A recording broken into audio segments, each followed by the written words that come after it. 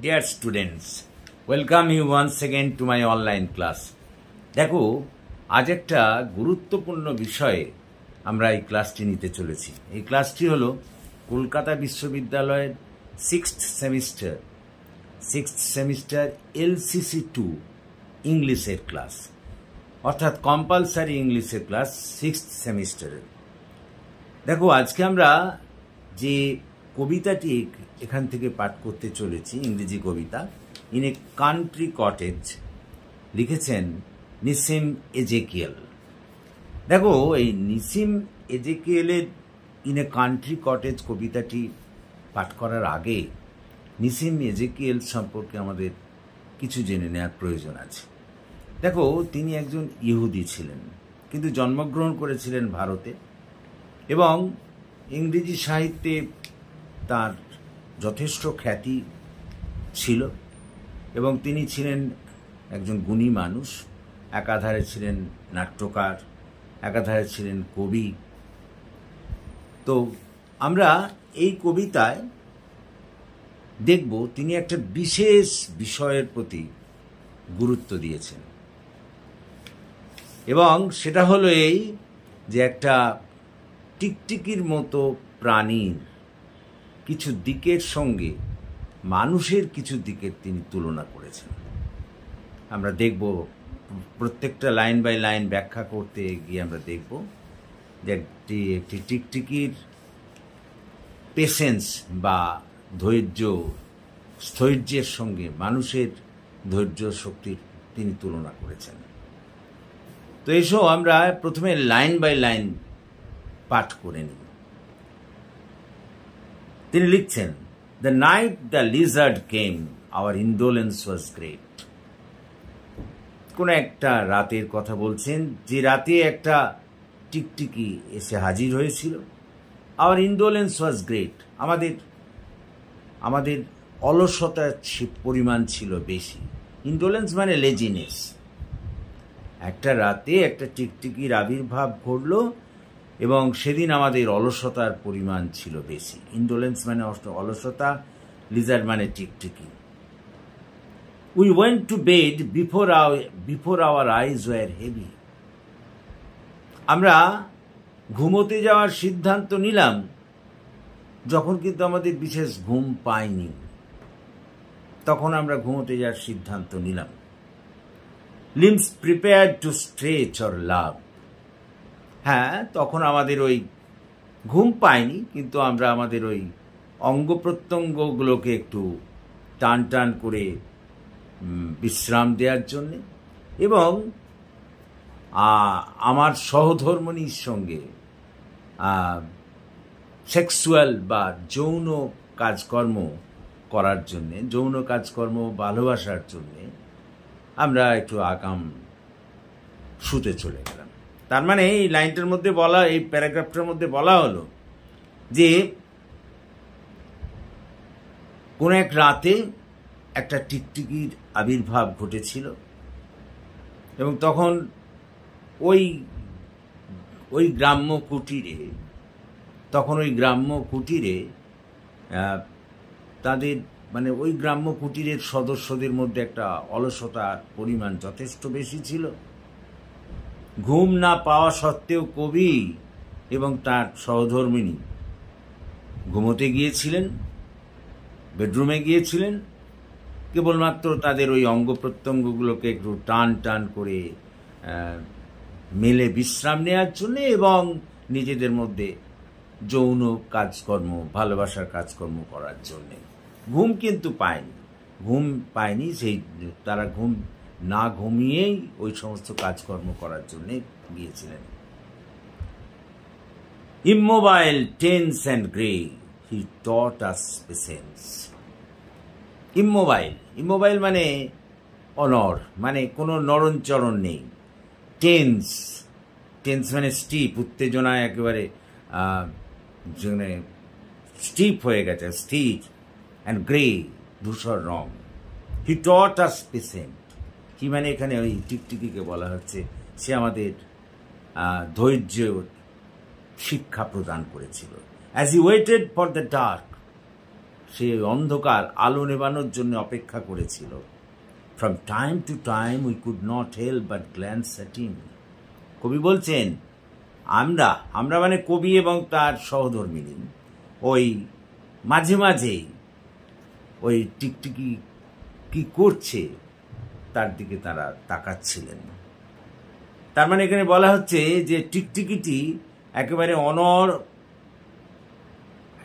অনর স্থির অবস্থায় ওই শক্ত টেন্স হয়ে গিয়ে, মানে খাদ্য আহরণের জন্যে, ককরোচকে খাদ্য হিসেবে গ্রহণ করবে তাকে শিকার করার জন্যে একেবারে প্রস্তুত হয়েছিল। কবির মতে সে যেন তাদের ধৈর্যের শিক্ষা প্রদান করছিল এবং যতক্ষণ না অন্ধকার হচ্ছে সেই অন্ধকারের জন্য সে অপেক্ষা করছিল। এবং কবি এবং তার স্ত্রী মাঝে মাঝেই তার দিকে তাকাচ্ছিলেন। And learn again that he was more alive than us in silent energy. And learn again, learn মানে শিক্ষা লাভ করা, again মানে তো আবার, আমরা তার কাছ থেকে আবার এই শিক্ষাটাও পেলাম। He was more alive, সে আমাদের চেয়ে জীবন্ত ছিল, in silent energy। আমরা যেমন নীরব অবস্থায় যতটা সক্রিয় থাকি তার চেয়ে সক্রিয় কিন্তু সে ছিল। Though his aim was only the death of cockroaches, যদিও তার মুখ্য উদ্দেশ্য ছিল আরশোলা শিকার করা বা আরশোলার মৃত্যু ঘটানো। অর্থাৎ এই প্যারাগ্রাফটার মধ্যে দিয়ে কবি বলতে চাইলেন যে আবার আমরা তার কাছ থেকে শিক্ষা লাভ করলাম যে নীরব অবস্থায় তার কিন্তু সক্রিয়তা আমাদের নীরব অবস্থার সক্রিয়তার চেয়ে বেশি ছিল, যদিও তার মুখ্য উদ্দেশ্য ছিল আরশোলা শিকার করা তথা আরশোলার মৃত্যু ঘটানো। Next, when we awoke the next day, যেদিন মানে পরের দিন যখন আমরা জেগে উঠলাম, সকালে যখন জেগে উঠলাম, morning we found as we expected the job, যেমনটা আমরা ভেবেছিলাম ঠিক তেমনটাই আমরা দেখলাম, was done clean and complete on the stout lizard gun। আমরা দেখলাম যে একবারে সব পরিষ্কার, ক্লিন মানে একবারে পরিষ্কার, কমপ্লিট মানে সমস্ত কাজ পরিষ্কার এবং সম্পূর্ণ, অ্যান্ড দ্য স্টাউট লিজার্ড গান মানে আরশোলা খেয়ে সে সব কিছু পরিষ্কার করে দিয়ে ওই সক্রিয় সবল ওই লিজার্ড বা টিকটিকিটা সেখান থেকে চলে গেছে। স্টাউট মানে শক্ত সামর্থ্য, আর লিজার্ড মানে তো টিকটিকি, কমপ্লিট মানে হচ্ছে সম্পূর্ণ, ক্লিন মানে হচ্ছে পরিষ্কার করা। তাহলে দেখো ওই গোটাটা আমরা যা পড়ে বুঝলাম যে কবি বলতে চাইছেন কোনো একদিন রাত্রিবেলা তাদের গ্রাম্য কুটিরে একটা একটা টিকটিকির আবির্ভাব করল এবং তারা তখন খুবই অলস অবস্থায় ছিলেন, মানে ওই গ্রাম্য কুটিরের সদস্যরা।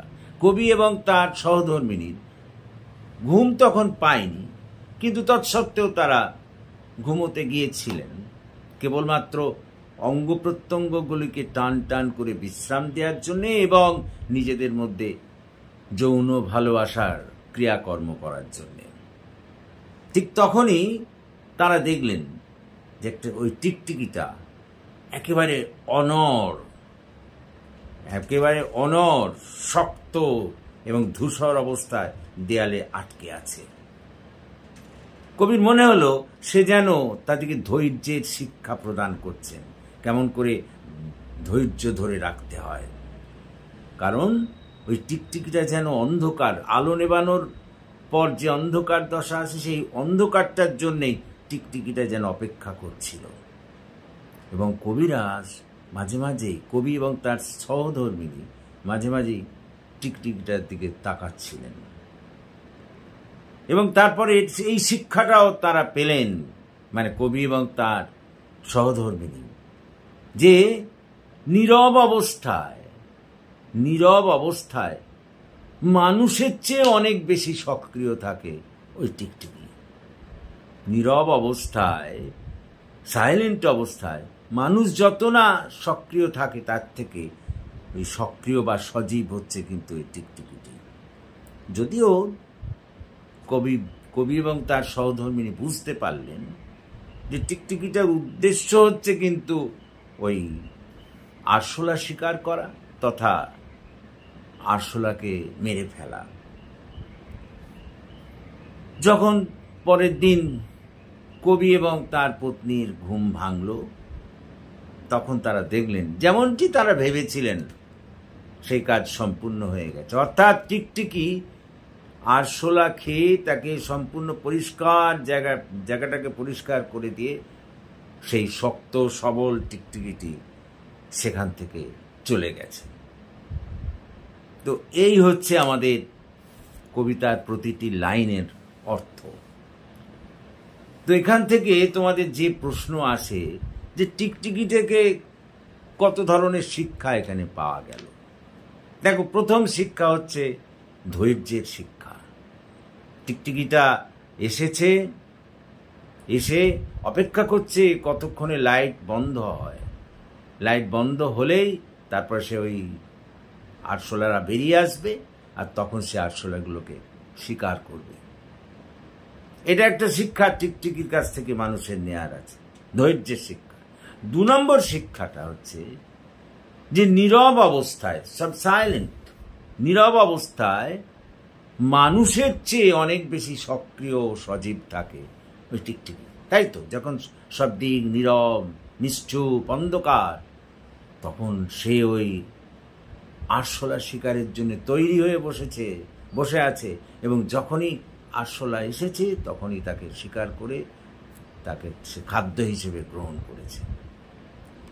এই দুটো শিক্ষা এখান থেকে টিকটিকি থেকে মানুষের পাওয়ার আছে।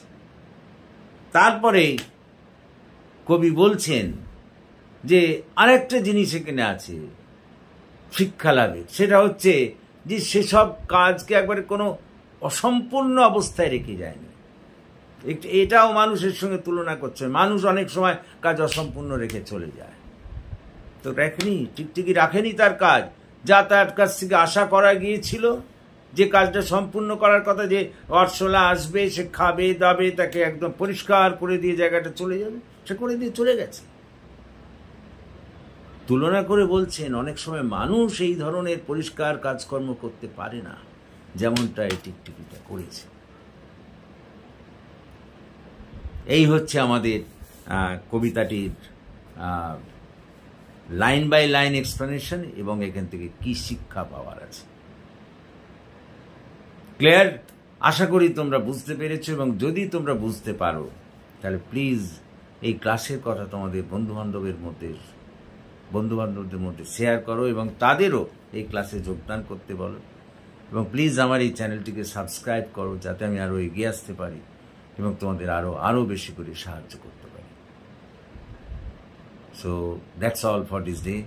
So good night to all of you.